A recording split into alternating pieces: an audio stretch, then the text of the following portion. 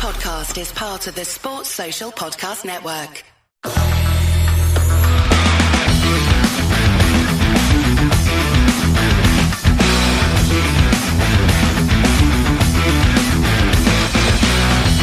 Welcome to StormCast, your official podcast for Manchester Storm, and we're starting to work our way through speaking to the players who will make up the 2026-27 squad.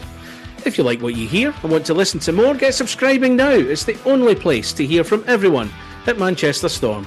I'm your host, Craig Anderson, and we're going to hear from one of the new players signed and raring to go for this season.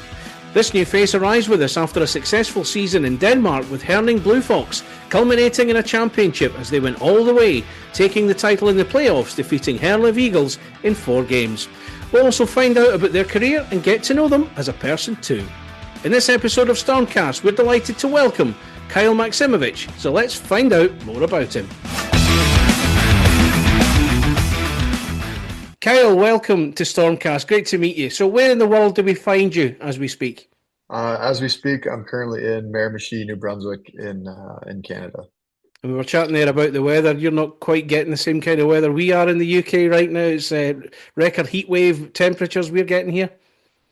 No, we don't got the heat wave yet. It's still a little cloudy, a little rainy, and you get the occasional cold wind going. But yeah, for the most part, we don't have that. We don't have that heat wave yet.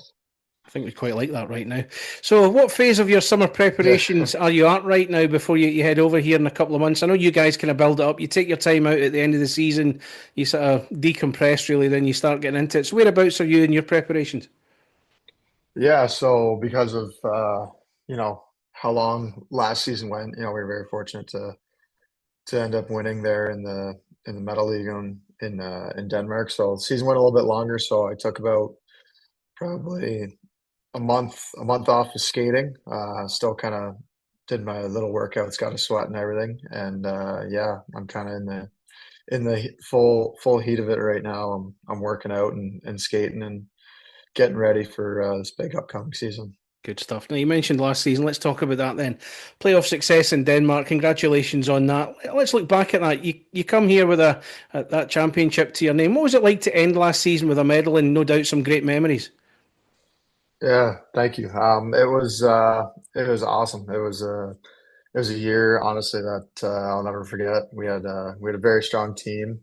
Found success throughout the regular season.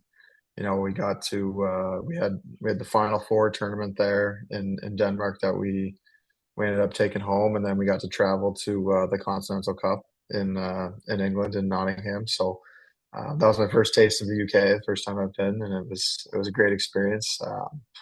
And yeah, we ended up capping off the year with the championship. So it was a very fun year. We had a good group of guys, and made some memories that will last a lifetime. So it was awesome. Talk about that impression of Nottingham then, playing in that Motor Point Arena. That was where that's where Nottingham Panthers play, of course. That's where we have our end of season playoff finals as well, where Manchester ended their season. What was your impression of that venue in particular? Yeah, it was a big rink. It was the Olympic size, but I don't know, compared to my home rink last year in Herning, it felt a lot bigger, but it was great atmosphere. You heard the fans every game. The Nottingham fans were out there. The Herning fans traveled. It was packed rink every game. So it was a fun experience. I liked playing in the rink, and the city was cool too. And being in the culture of England, it was a pretty cool atmosphere. So is it fair to say it gave you a taste to come back and maybe experience a bit more? Yeah, definitely. And, I think with the new rink, I've heard a lot of good things about this new rink. So I'm excited to see what it's like. And, it looks pretty big. So got to get used to the big ice. We'll get to that later on. But I was looking at the team's record from last season.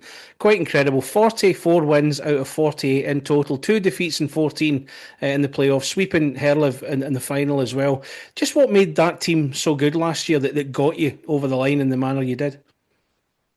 Yeah, I think, we, right from the get-go, from training camp, we kind of built that relationship and that bond together. We did a lot of, activities together as a team.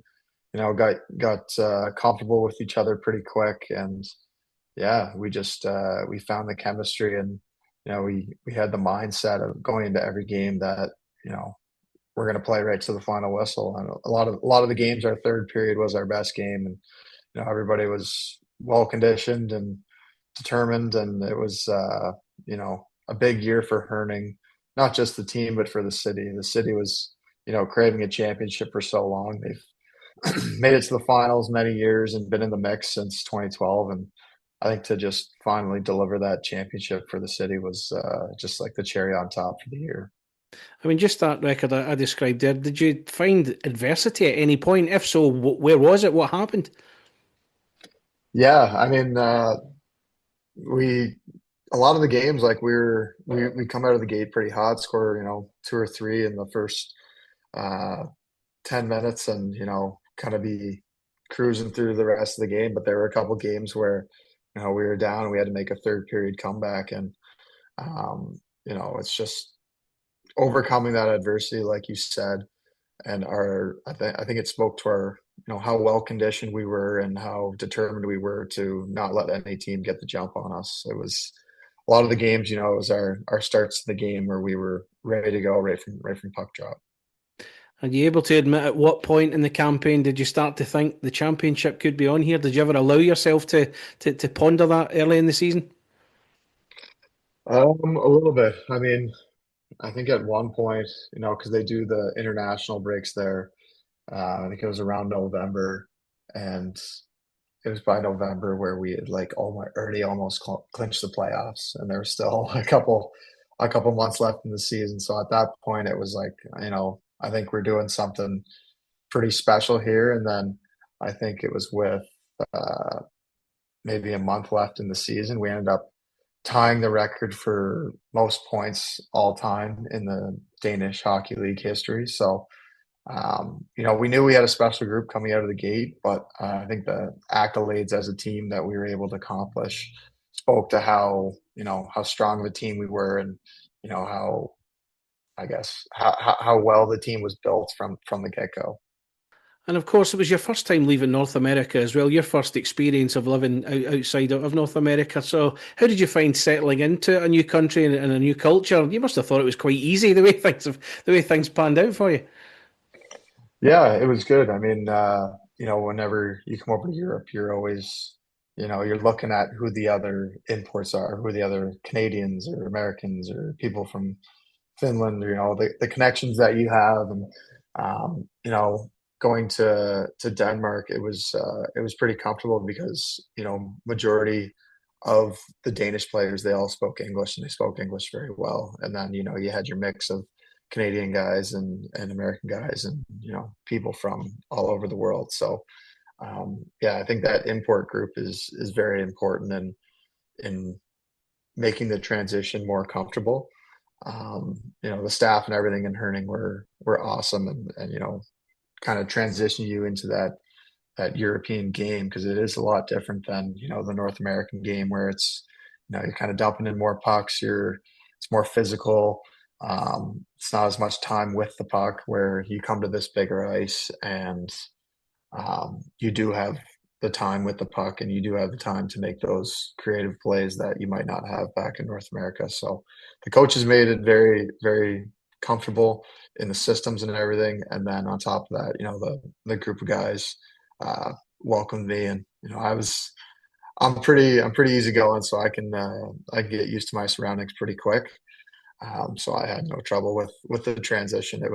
I'd say the only tough thing was, the time change for my family, being, texting my parents or texting my siblings, and sending them a text wondering like, why aren't they responding? But I forgot there's 6 hour time change from where I was and where they were.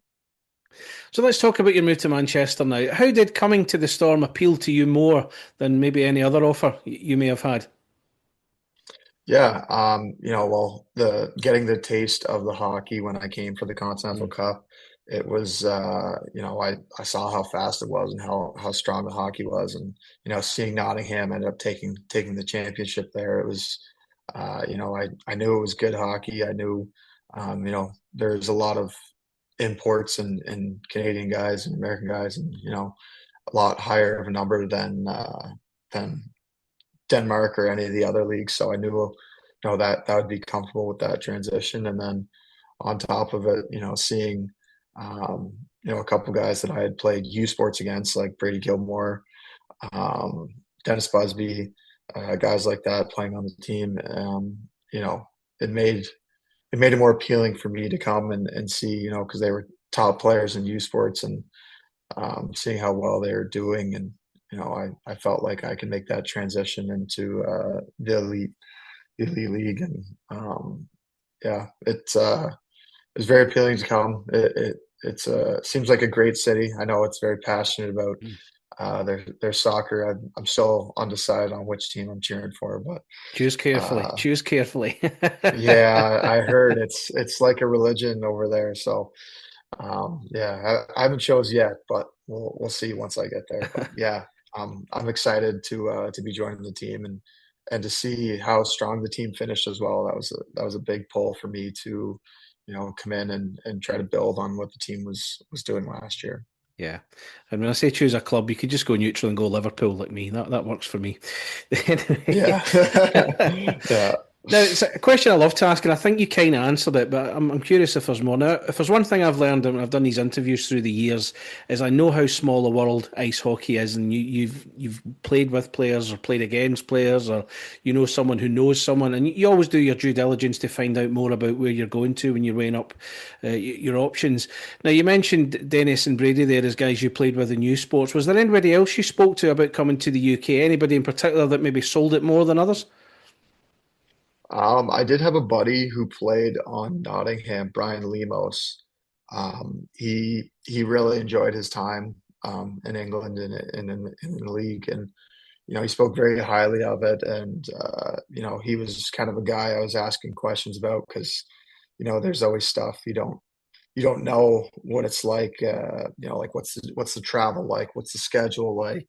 All the little things. And I had mentioned that I was interested in going to Manchester. Manchester was interested in signing me, and he had nothing but good things to say about Manchester and his time in England. So that was kind of somebody I reached for the intel on the league. So, what are your expectations of Manchester? Not just as a club, but as a city as well. You've touched upon the football culture; they love their football in Manchester. But anything else about it that sticks out at you? Um, yeah, I think me and my fiance are coming over, and she's sending me TikToks of the city of Manchester. So it looks beautiful.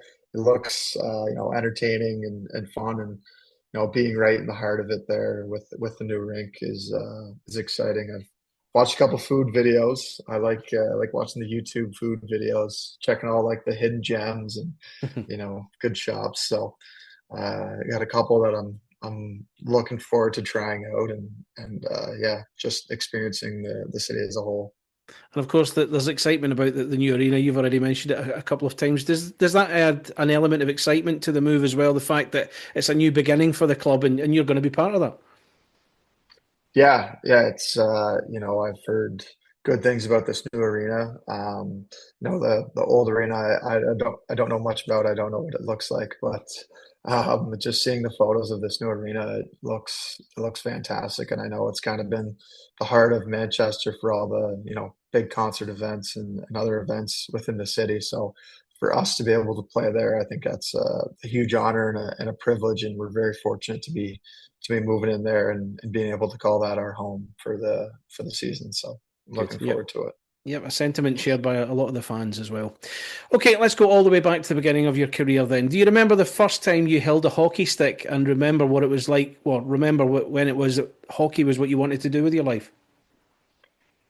Yeah, so I only got into hockey because my older brother was playing hockey. I think my parents kind of, when I was probably like 3 or 4 years old, and my brother had started hockey, and they kind of asked me like, "What do you want to do? You want to play baseball, hockey, soccer?" And I was like, "I want to do what my older brother Quentin was doing." So I ended up trying out hockey, and they put me in his skates. And if you know my brother, we're like kind of polar. Like he's 6'3", blonde hair, blue eyes. I'm 5'10", brown hair, brown eyes.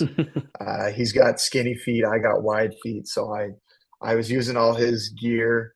My feet were super painful. That's like the first thing I remember about trying skating. And my mom actually, she had to bribe me with Skittles to stay on the ice and finish the whole, learn to skate hour.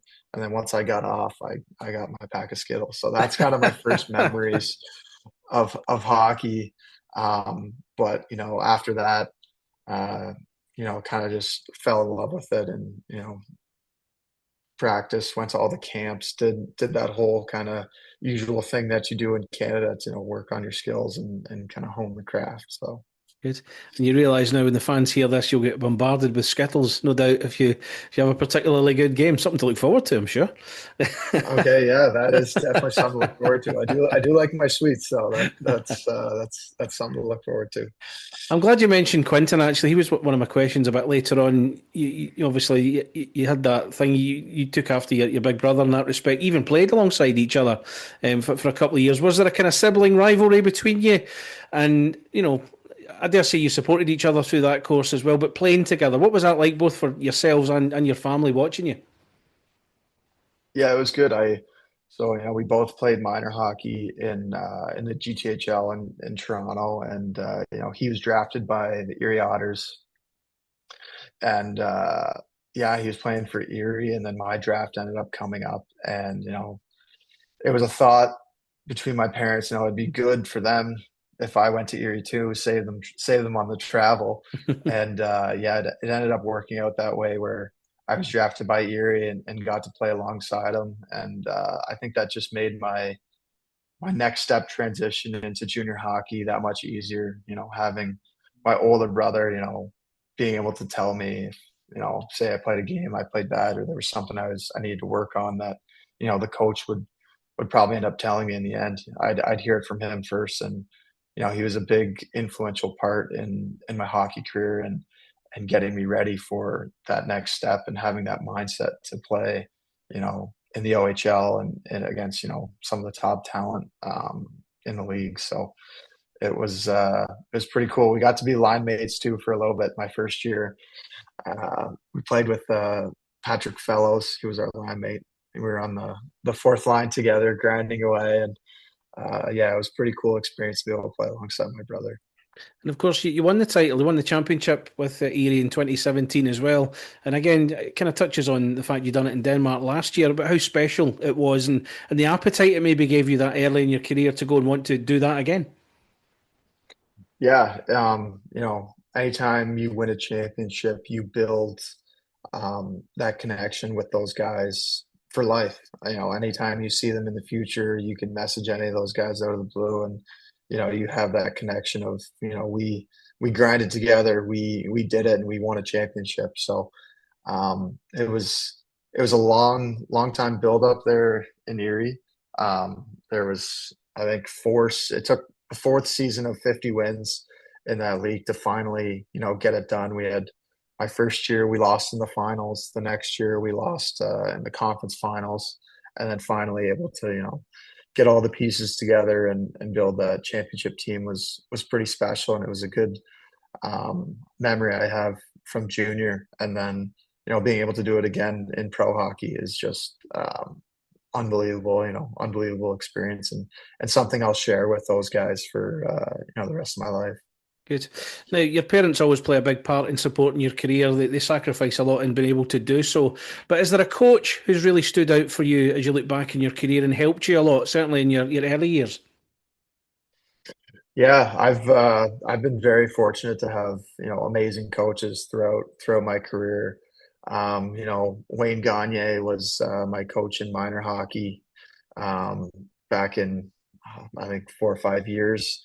Kind of taught me the systems of hockey, and it's not just pond hockey skating all over. He kind of gave me that structure, and then I was able to play for Paul Coffey in the Marley with the Toronto Marlies in my minor hockey for the second half of my minor hockey. And, he kind of taught me the creative side of everything. And then getting to junior playing for Chris Knobloch and Andre Tourney, it was amazing experience. They're both in the NHL right now coaching, so to get that experience learning from those amazing coaches was great. And then go to university, and Forrest McPherson was my coach there at UPI, and he kind of taught me a different perspective on the game. So I think throughout my whole career has been getting me to pro hockey. I've had a lot of amazing coaches, and I got to tip my cap to all of them. I can't. There's not one specific coach that I can say he did everything for me.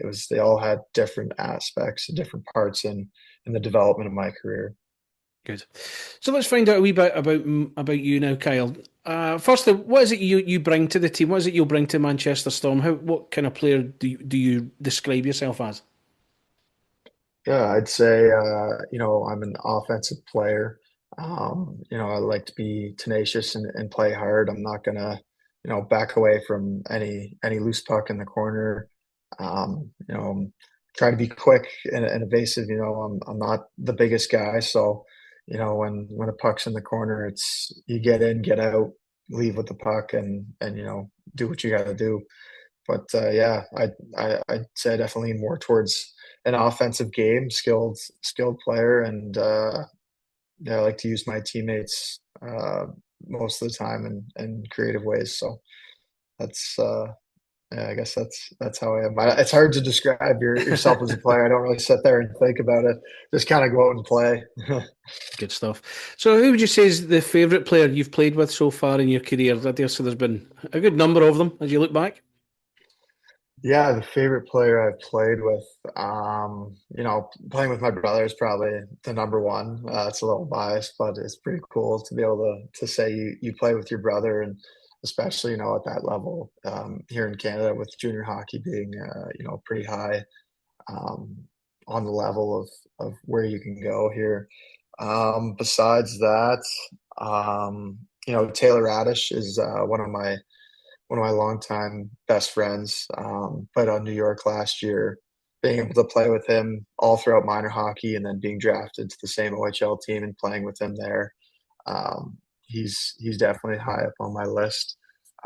Amazing talent, amazing shot, and great guy. You could always kick back and have a beer and talk about anything with him. So he's one of the top players too. And I guess Owen Hedrick would be on the defensive side. He's a defenseman. He's playing in Nuremberg right now in the Dell. Amazing talent, very offensive. We ran a power play together at school, and it was always easy getting assists because I'd just lay him on a platter for him, and he'd blast his slap shot away, and it was going in probably 90% of the time. So yeah, those are probably the top guys that I've really enjoyed playing with. And I think I know. I think I might know the answer to this, but I'll ask it anyway. What's your NHL? Who's your NHL team? My NHL team is the Toronto Maple That's Leafs. the answer I thought. Yeah, yeah. Growing up, I was a Detroit Red Wings fan because my grandfather was drafted by Detroit to Wow. go play for their farm team. So I kind of grew up a Detroit fan, but in recent years, it's been the Toronto Maple Leafs. So Good. it's been good and bad. It's good for the future right now. We just got Gavin McKenna, That's so right. Yeah, I saw see how it that. pans out. So we're deep into summer now. You've talked about obviously your season was prolonged a bit because of your playoff involvement in Denmark. But what have you been up to since that success in Denmark? And how long did it take you to get over the celebrations?